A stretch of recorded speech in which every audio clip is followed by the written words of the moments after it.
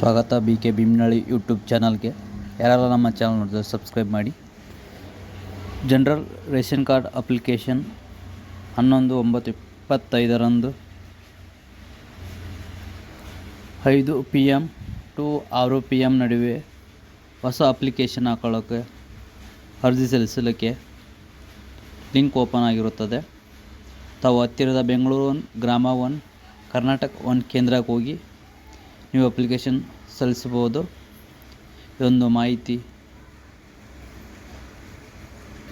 ಯಾರೆಲ್ಲ ಹೊಸ ration card ಕಾಯ್ತಾ ಕುಳಿತಿದ್ರೋ ಅವರ ಅರ್ಜಿ ಸಲ್ಲಿಸೋಕ್ಕೆ ಅವಕಾಶ ನೀಡಿದ್ದಾರೆ. 5 ಗಂಟೆ PM ಇಂದ 6 ಗಂಟೆ PM ನಡುವೆ ಇರುತ್ತದೆ. ಹಾಗಾಗಿ ನಿಮ್ಮ ಹತ್ತಿರದ ಈ ಹಿಂದೆ ಹೇಳಿದಂಥ ಕೇಂದ್ರಗಳಿಗೆ ತೆರಳಿ ಅರ್ಜಿ ಸಲ್ಲಿಸಬೇಕಾಗುತ್ತದೆ. 1 ಗಂಟೆ ಮಾತ್ರ ಅವಕಾಶ ನೀಡಿರುತ್ತಾರೆ.